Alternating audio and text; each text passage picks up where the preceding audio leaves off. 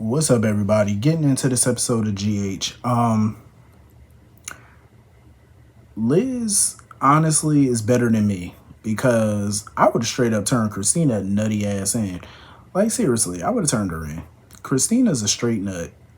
You know, like her giving her explanation for why she did what she did and she tried to stop it. Liz was looking at her like, I don't even give a damn about your explanation. And, she let her know. She was like, listen, drop whatever revenge plot you got, because she said, any more revenge, I will turn your raggedy ass in. Like, she ain't say it like that. I'm paraphrasing. But I would have did it. I definitely would have did it. Because at this stage in Christina's life, I'm tired of people giving her chance after chance after chance. And little does Liz know, Christina's still plotting. Even though her plan is a little less deadly, but still, she's still plotting. And I hope Liz find out about it and turn her right on in. Because this whole Cody trying to seduce Ava thing is so dumb. And Molly was looking at him like, ugh, like she looked so disgusted. Like she was pissed that he was lowering himself, so she say, for the likes of Ava. And mind you, Cody and Molly could have had a good thing. They still could have a good thing. But I feel like once she see him talking to, Ava and stuff, she's probably turned off by that. Like whatever she felt for him it's on the back burner now. You know what I mean? Like he's pretty much prostituting himself out for some money. Like that's all he doing is pretty much whoring himself out like a fool. And you messing with a chick that don't play. And I hate the fact that Ava's even entertaining him. Because let's be for real, she got a handbag that costs more than anything that man could buy her. Like he can't even afford the bag that she got. He can't even afford the shades that she got. Like what? I just want to know, like, what could Cody do for her, other than maybe some sex? Like what can he do? Can't do nothing else that she can't do for herself. So I don't see what she see in him. Like honestly, other than looks, maybe. I just don't want Ava to fall for his foolishness. I really don't. Cause I actually like her and Rick together. I really do. I like her and Rick. But Rick, he still, even though he likes Ava, he still got his eye on Liz. And Isaiah was pissing me off a little bit. The way he was coming at Rick and whatnot, talking about some, he looking out for Liz while Lucky gone. Like basically trying to put Rick on notice. Sir, do you not know the history that Rick and Liz have? Like, back your little ass off, please. Even though I don't want Liz to go back to no ex. Like, let's make that clear. I don't want her to go back with none of her exes. Not Jason, not Lucky, not Rick. Nobody that she had prior relationships with, I don't want her to go back. Because you can't look back, you gotta look forward at the end of the day. Like, all those relationships did not work out for a reason. And for Isaiah to sit there, I'm keeping an eye out, while Lucky's gone. Sir, Lucky's going to be gone probably another 10 years. We'll be lucky if we see him in 6 months, just dropping by, or a year from now. That man probably going to be going for another 20 years or so. We don't know. He don't know. I wouldn't worry about that. You know what I'm saying? Like, I get that he loyal or whatever. He a good friend to Lucky. That's nice, but fall back. Like, Rick was so happy when he found out that Lucky left town. That man was giddy. But I'm like, Liz looked so annoyed with Rick. Like, the way she looked at him, like, sir, get the hell away from me. Because she is not here for the games. And I don't blame her. And it was so funny because Isaiah talking about, he let it slip that, Lucky left town. I'm pretty sure Rick was going to find out anyway. I mean, everybody in town know Lucky left, so I'm pretty sure it was only a matter of moments before Rick found out. You know what I'm saying? Like, come on, how long did you think he was going to go without knowing?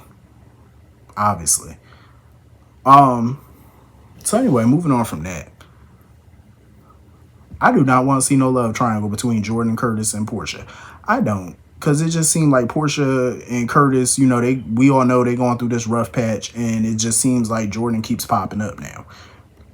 And I know her and Curtis are cool, they're friends. But I don't like how he confides in her about his marital problems.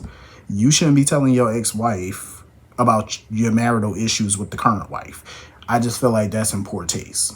You know what I'm saying? You need to get on the phone and call a homeboy or something and go out, have a beer, and go vent to your homeboy. You shouldn't be venting to a woman that you were once not only intimate with, but that you were married to. That's a big no-no to me. Like, that's a hell to the no. No, you don't never do that. That's a violation. Nope, you don't do that. You know, just when you think him and Portia are getting close to reconciling, he pushed back because at the end of the day, I don't think he's fully ready to forgive her yet. Like, he's not fully ready to reinvest in that marriage right now. I don't blame him. I think he need more time. You know, he got a lot on his plate. Portia got a lot on her plate with this blackmail mess. He's trying to fix it, do whatever he can. It's just a hot ass mess at this moment. You know what I'm saying? I felt bad for Kai when he found out his football days are pretty much over. Like, he can't play no contact sport. You know, and he was very hopeful. And I get it, he pissed because, you know, he had high hopes to play football again. And I get it. But at the end of the day, he got to move forward. He got to find a way to move on from it.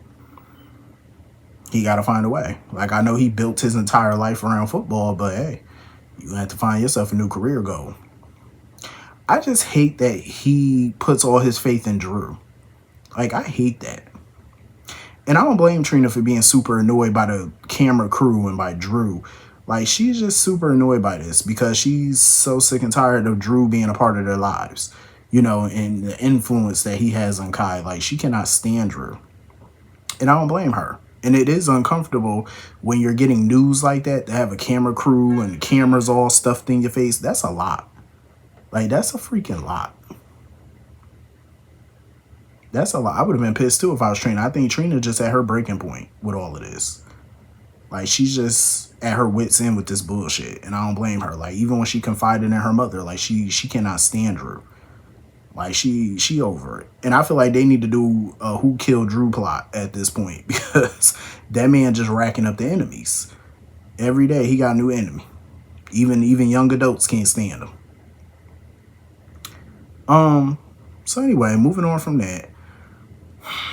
Sasha.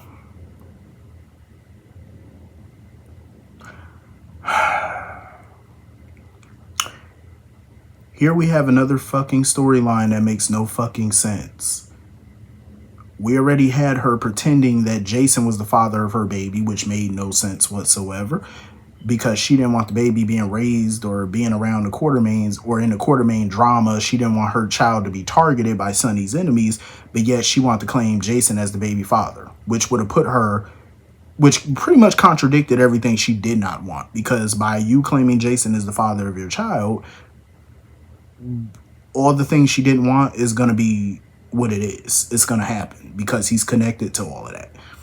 So that's stupid in itself. But now that she's all settled into the mansion and her and Michael are talking about custody, this heifer is still singing that same song. Like, she wants full custody. She wants only her name on a birth certificate. She wants to raise this child without any interference from Michael or the Quartermains. Again, a dumb storyline, because how are you going to do that when A, you're living in those people's house? See, that's why I would have put her out. I know Michael and the Qs are not going to kick her out. I would have kicked her out, because how are you going to sit here and tell this man that you don't want him or the Qs to interfere with raising this child, and you want your name solely on a birth certificate, but yet you're living in these people's house? She want to be so damn independent and go out here and go get your own place. Why are you living on these people's property if they can't have anything to do with the upbringing of your child? It's dumb. It's so stupid. And I hate that Michael is being a sap for this shit. Like, oh, well, you know, I'll support you, whatever you want. Michael, no. No. No. Get your name on the birth certificate, fool. Sasha. I still like Sasha to an extent, but I'm like this close to not caring if they were to X her out. Like, if they were just to cancel her out of here, I wouldn't be upset at this stage. I wouldn't be. She's a confusing creature. She want her cake and eat it too, and I'm just not here for that. Like, no. You don't want them people to have nothing to do with the upbringing of your child, then you need to bounce about their mansion. But you're willing to utilize their staff though. I bet you she happy with the free rent, with the free staff. Oh, I'm sure she's thrilled about that. You basically got built-in nanny service because they have a nanny already in the damn place. Like, girl, ugh, that's like wanting all the money and benefits without putting in none of the work. Like, absolutely not. And somebody little creepy ass was sitting outside watching Michael and the kids and Daisy and Sasha in the living room. Somebody was outside watching. I'm like, I wouldn't be surprised if that was Willow. I wouldn't be shocked if her nutty ass was there watching through the doors like a creep. Speaking of Willow, as the idiots turn, her and Drew continue to be morons.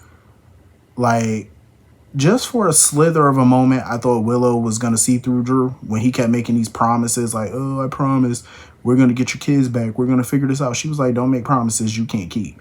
It started to feel like she was losing her patience with him and she was losing her faith in him because he couldn't ride to her rescue anymore. You know what I'm saying? But of course, Drew continued to spin the web trying to make Michael the bad guy and blame him. And of course, she's blaming Michael. And he comes up with this little stupid ass idea, oh, we should get married. It'll show the courts that, you know, we could get the kids a stable home. Drew, when are you going to learn that you were part of the fucking problem? You're the reason she lost. You're a big part of the reason she lost because she wasn't showing stability, being with you. So why would a court change their mind because y'all got married? And I'm glad Willow asked that question. If they got married, wouldn't the judge think that it was another tactic on her part to get custody? Another strategic move? Duh, I'm glad she said it because it's the truth. If I was a judge, I would have saw it as that because why rush to go get married and then file another petition with the court? It's going to look funny. Very, very funny. Like, Drew is, he just sickens me. Like, he just made my whole stomach turn. Like, he really does. Such an idiot. And Willow needs to wake the hell up. Like, your dude is a piece of garbage. But, of course, she's going to blindly follow. I wouldn't be surprised if Willow did decide to marry him because of the optics of it. I wouldn't be surprised. A straight up fool.